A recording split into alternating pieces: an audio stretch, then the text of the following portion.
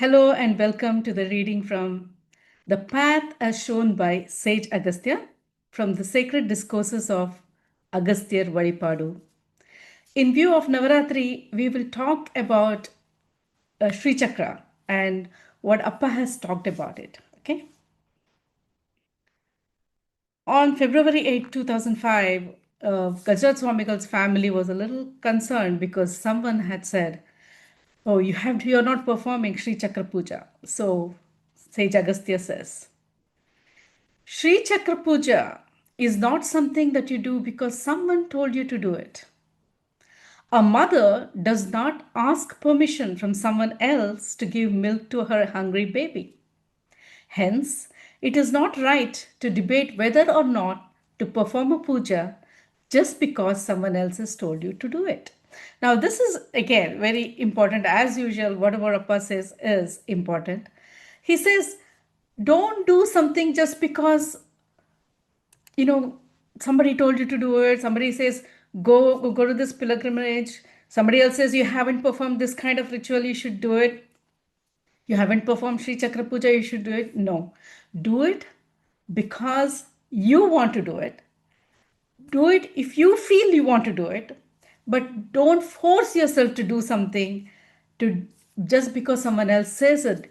Remember, on the path of spirituality, especially when you're walking in the path of Jnana Yoga or the path of wisdom, you understand that what aligns with your energy will come to you.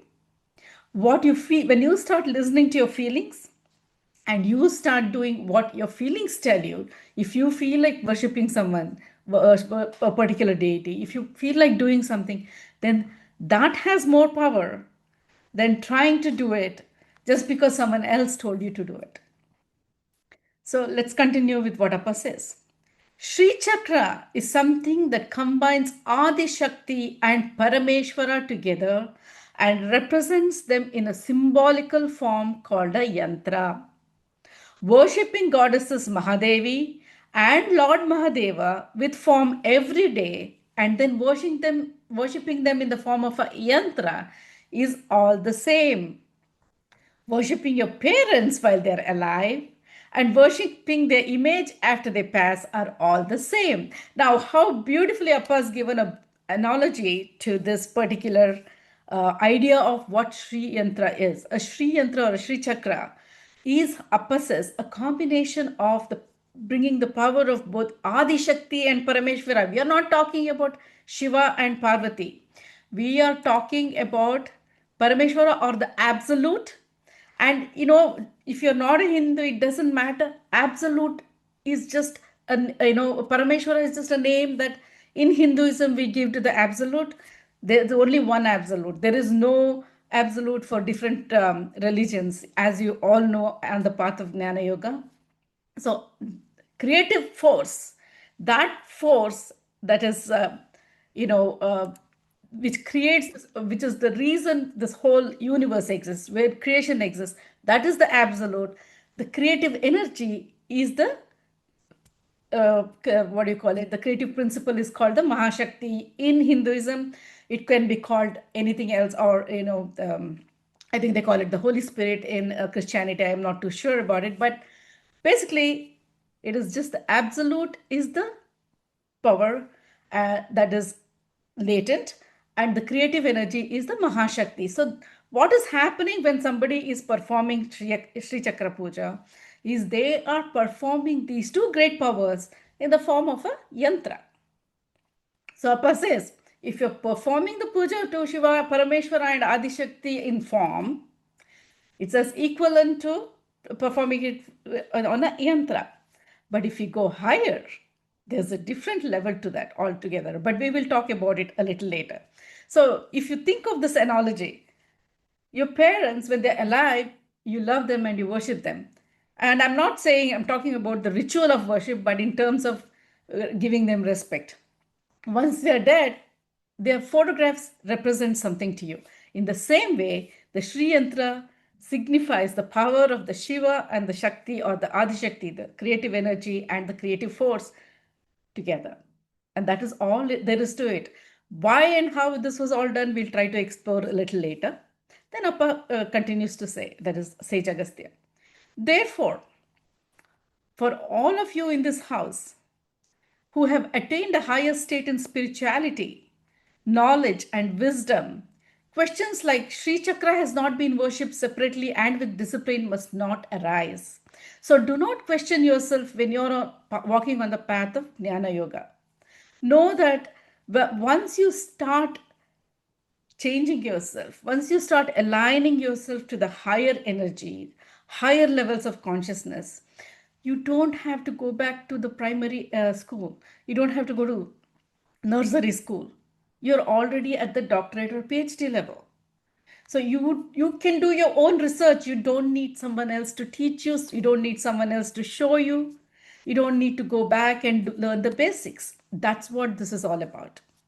So then he says, until now, when you performed a special puja once a week, even if you do not regard it as something separate, Sri Chakra Puja was being performed. So in Gajaraj Swamigal's house, every Friday, they would perform a special puja for Karmari Amman or Adi Shakti, or the female personification of the divine.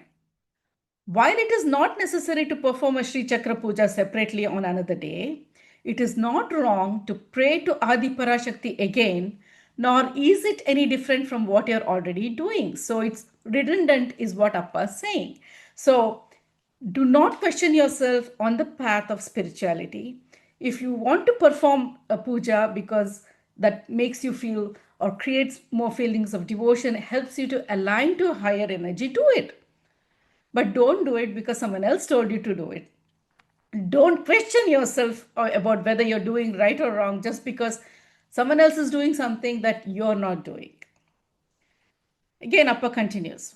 One can perform the puja per their convenience and circumstances. Where it is not possible to worship Shiva and Shakti in the form of an idol, it is customary to perform Sri Chakra Puja. So here we are understanding another layer here. So where people are not able to use the divine forms that have been created by the humans, yes, gods have been given form by humans, and they're all just energy. Then they use Sri Chakra Puja or the Sri Yantra to do the puja. Then Appa continues. Gradually, more than worship, it is wisdom and discipline that this family should advance in. So he's not just talking to Gajaraj Swamigal's family. He's talking to everybody who's reading Vazhipaadu or anybody who's interested in understanding more about his teachings, which is wisdom and discipline must be more, you must progress in that more. Why is that? Because usually what happens is people get caught in the rituals, right? They go perform a ritual, come back, and then what happens? Nothing changes. They continue the same way they were. You can even see sometimes there are people who are performing puja and then it's checking, hey, did you turn off the stove? Can you see who's come to the door? So where is the focus or where is the energy there? So puja or worship, devotion, something that should come from within. It's not about the ritual. It's not about how long you've spent. It's not about how many times you have chanted something. Yes, sound has power, but you can be a scholar. You can chant a mantra perfectly 1,000 times. It will not have effect. You may not be a scholar, but you have deep devotion and you say Appa just once, and that has power. So remember that always. It's not wrong to chant mantras. There's a reason mantras have been given, because every sound has a power.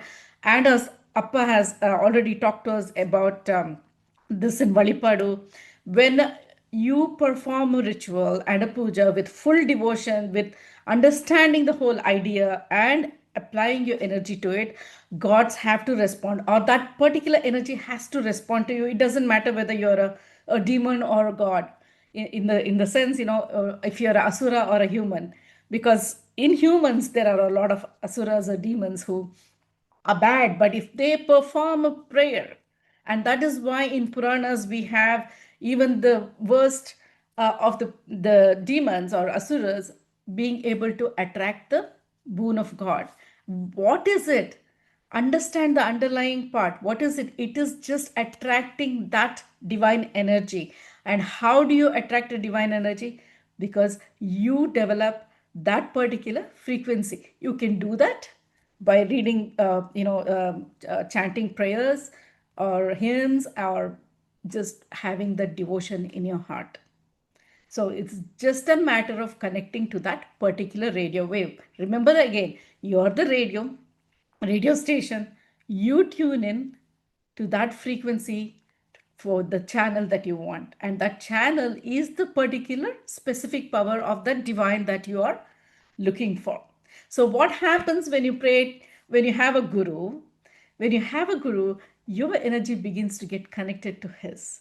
So it's like this energy moves on to this energy and it becomes stronger, more powerful, and that power carries you forward. That is why when you have a guru, you're able to progress much faster because your energy is connecting with a higher energy. Always think when you're on the path of spirituality in terms of energy, and then you'll understand a lot more about what this whole creation is all about. Then Appa continues. The puja you're currently performing is being performed here in an orderly and beautiful manner at a higher level. Gods are moving around here for your sake and for the sake of the others. Often they're making it known to you. What more do you want than this? Om Namah Shivaya. Now, how do you understand God consciousness? How do you understand that there is some divine frequency around you, or a divine power, or God, if you will, around you? You will begin to get fragrances that are not emitted by natural things, or the earthly things around you. You'll get the smell of sandalwood, maybe jasmine, maybe roses, and I have smelled those things. Or you'll start beginning to hear astral sounds. I've heard tinkling of bells, I've heard astral music. And more important than all this, you will start feeling joy just bubbling in from you, from within you. It's the kind of joy, there is no equivalent to earthly joys for that. I don't know how to express it, because once you experience it, you can never forget it. And I have been fortunate to do that.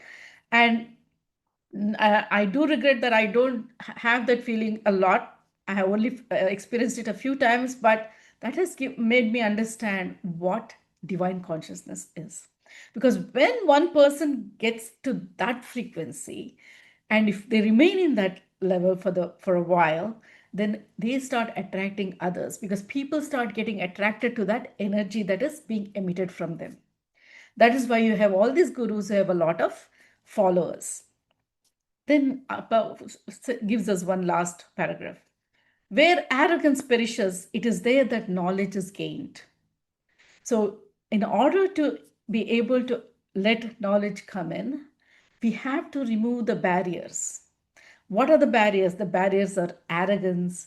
There's barriers of limitations that we set upon ourselves. When we say, no, this is my path, I'm not going to look at anything else. This is my religion, I'm not going to look at anything else. Not saying follow every religion, follow every path, but listen. If somebody is saying something, listen. If you want to take something, take it. Otherwise, just keep going. Don't even bother to comment about it. It's not necessary. It's not necessary to debate or prove or disprove, because when there is truth, there is no proof necessary. When somebody is telling you the truth, or when you hear the truth, or when you know the truth, you have no questions left. You have no doubt left. You have no reason to prove or disprove anything. Truth simply is. So when something comes to your heart and you know it to be true, then follow that, because the light is within you. Now let's continue. So Appa says, no matter how many prayer rituals you do, when you remove the dirt called arrogance from within, and wash your heart with that loving mother called forgiveness. Forgiveness is very important on the path of spirituality. If you have even a little bit of anger or resentment, and if you still are angry about somebody who has done wrong in your life, you cannot progress. When the greatest of the people who have progressed a lot will ultimately fall down, come back and to the bottom of the pile, like the snakes and ladder games, because unless you have a strong foundation of righteousness and your heart is clean and your energy becomes purer as you align everything that you see, hear, think, speak to pure energy, then you can progress. And when you forgive, so if you have somebody who you feel has hurt you, forgive them and let them go, because if you hold on to that anger, it's only going to affect you. It's going to be like a chain that holds you back from progressing on the spiritual path. And then he says, and keep your heart clean, pursue knowledge, practice humility and discipline along with it. So be humble. One of the greatest things that you can see is that people who are uh, very, very highly evolved are very humble. Gajaraj-Lopez was very humble. You could go to him and he was very open and he, accepted everybody. He never judged people. And that's another thing. When you have become wise, when you understand the truth of creation and how everything else is, then what happens is you no longer judge others. We as a society, we as human beings, natural to start right away, right from childhood. That person is bad, this is bad, this person did something wrong in their life, so they're bad. But if you are on the path of Dhyana, you know that your soul has gone through a lot of experiences. In this lifetime, you may not have committed a lot of mistakes, but you are here because you have committed mistakes in the past lives. Every one of us who are incarnate in a body today is here because we too have made a mistake sometime. And that is not wrong. Because remember, ultimately, this is all about experiencing and expressing. That's all there is to it. Why are we born? We experience, we express, and once gaining that knowledge, we go. Then Appa continues. So once you practice humility and have discipline, your guru will dwell in that place always for your sake. And that's what happens to most of us. A guru remains with us. Now, we'll continue with what we had already talked about since we have time. And this is about Sri Chakra. And here Appa is talking about Shankaracharya. So on March 21st, 2004, Appa said, talking about Shankaracharya, born in Kaladi, drinking breast milk, you grew up as a little boy, understanding the beginning and the end, knowing all the seeds of the universe, you gained knowledge. So he is now talking about how Adi Shankaracharya was. Adi Shankaracharya was a very elevated soul when when he came, and he already knew everything about why creation, what is the end, why creation, preservation, and destruction, why karma, what happens. He knew everything. He knew the seeds of the universe. What are the seeds of the universe? Now, those 5 cosmic elements that are used to create the universe, we know as earth, water, air, space, and ether. Sorry, earth, and fire. So these 5. So now these 5 are not what we are talking about in terms of water in the lake, water that we use, or the fire. We are talking about the creative principles.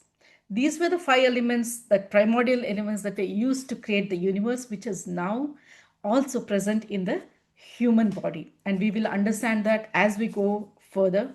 If you have been fortunate to read the Agastya Yoga Siddhanta, in that we've tried to explain that how the Sri Agasthyar Panchakshari Mahamantra, which brings in both the Adi Shakti and the Shiva principles together, also teaches us that all these 5 primordial elements are within us, within the human body, and why it is so sacred. Leonardo da Vinci's Vitruvian Man, look at it. You will see that. You will see Sri Chakra there. And if you listen to what or hear or read about Dante's Inferno, you will know that he knew about the 7 lower levels of consciousness. In Hinduism, we call them the Patala, Vatala lokas, the lower lokas. But nothing. These are all just levels of consciousness. So Appa is saying, Sri Shankaracharya, when he came, knew everything. He knew, he had the whole idea of what creation is. Then he continues, with discipline, you gained confirmation. And that is what happens. As you walk on the path of spirituality, as you begin to seek within yourself, because you are already the absolute, you already have the light of the absolute within you. So you just have to connect to that. And you gain confirmation. Things happen and you realize, oh, yes, this is what I felt. And, as you said, truth does not need to be proved or disproved. But on the path of spirituality, as we're walking, we can know that we are on the right path when we hear what others are saying that you know to be true, when you know that you have experienced the same thing and you realize, okay, that is what this is all about. Because when I started experiencing the bliss, I didn't know what it was until later, much later, I heard somebody else talk about it. And oh, so that is what it is. And as I started reading Agasthiyar Vazhipaadu, I began to realize how important that was. I didn't know that when I had it at that time. Then he says, worshipping the nine divine powers, bowing to them, sitting in one place, making the nine into one in the form of Sri Chakra. So, what is the Sri Chakra? What are the nine Devis that we are celebrating or worshipping in terms of Sri Chakra? It is bringing the power of the absolute and the creative energy together. That is Sri Chakra. What are the nine powers? Look at it, simple. Here they're giving forms to the divine powers. They're saying Shailaputri is inner strength, Brahmacharini spiritual knowledge, Kushmanda cosmic creation, Skandamata motherhood, Katyayani courage and protection, Kalaratri destructive power against evil, Mahagauri purity and peace, Siddhidatri bestows blessings or siddhis. What are all this? This is exactly what you're learning in Vazhipaadu or any sacred text. These are the divine frequencies. So when Appa says you are God, how are you God? You're God when you can manifest these nine powers. And you already have it. Inner strength, spiritual knowledge, you can gain that. Cosmic creation, your idea of what cosmic creation will come when you are already on the path and you begin to listen to your inner self and you're able to connect to higher frequencies. Motherhood, don't have to be a man or a woman to have compassion and love. That's what it is. Motherhood. Unconditional love. That is the main characteristic of motherhood. And can't you give it, whether you're a man or a woman? You can. So you already have those latent seeds in you. You just have to develop it and make it known. And so, when you're walking on the path of spirituality, it's not about learning, it's about unlearning limitations, unlearning arrogance, unlearning all these things which limit our powers. So, what did Shankaracharya do? He created Sri Chakra by putting all this in the form of symbols, a geometrical design. And then he says, Agastya says, and those who come with respect, won't they gain the grace of all nine Devis? Combining Shankara and Shakti also in the form of Sri Chakra, merging Lakshmi within them. They sit beautifully, giving love abundantly. Dispelling darkness, the chakra that gives light, isn't that Sri Chakra? Removing dirt, giving discipline, that is Sri Chakra. That chakra that removes poverty and gives riches, that is Sri Chakra. In that which, within moment, it is that which, within moments, chases evil powers that come full of ego in the place that it is present and gives light. That is Sri Chakra. For wealth, for charity, for power, for peace, for knowledge, it is the lamp that gives light. Sri Chakra. Now, what is all this? All this is nothing but the things that you learn on the path of spirituality. Now, if you really go higher into spiritual path, you realize that Sri Chakra, the yantra itself, fails to give the true essence of what it really is. Recently, I was able to understand that I'm going to try to describe my vision. The bindu as the highest point, and all the other levels, the triangles, the 9 major triangles, all the 42 smaller triangles. Imagine them as frequencies of energy, all interconnected in the universe. And that is the universe. So ultimately, all you're doing in terms of praying to a yantra is praying to yourself, because you are the bindu, you're the point. You are looking at the entire universe in that little geometrical design. So you can eat straight, which is no Sri Chakra within yourself when you elevate your consciousness. Or you can go through the whole process, and there's nothing wrong in it. It just takes a longer time when you begin to, pray to this Devi, that Devi, and then you go further, and then you may begin to understand these are powers that you already have, that you can express, and you can completely have it in your own self.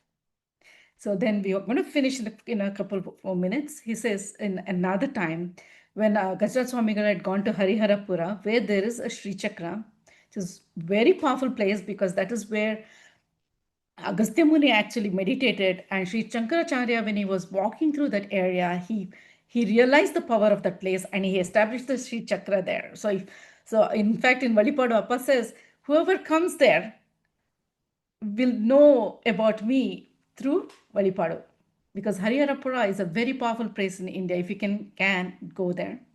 So he says, Divine Mother Sharadambika, in the form of Sri Chakra, we bow to you. You have been consecrated in this place in a geometrical form by Sri Chakra. We bow to you. Now, what is all this finally? I'm going to give you a small, finish this with a small poem that I wrote. So what is God? But the self expressing itself, the self experiencing itself, the self discovering itself, and at that moment of untold bliss, the self merging in itself and knowing that there is no other. If you can understand this, you've already understood Sri Chakra, you've understood creation, the absolute and the creative energy. So walk on the path of jnana more than rituals and prayers. If that is going to help you walk on the path of jnana, do it. As I said, nothing wrong in that, but you can eat it like this or you can eat it like that. You make the decision. But remember, even if you want to do it as a ritual, then understand why you're doing that ritual. What is there that is contained in this great image of a universe in Sri Chakra?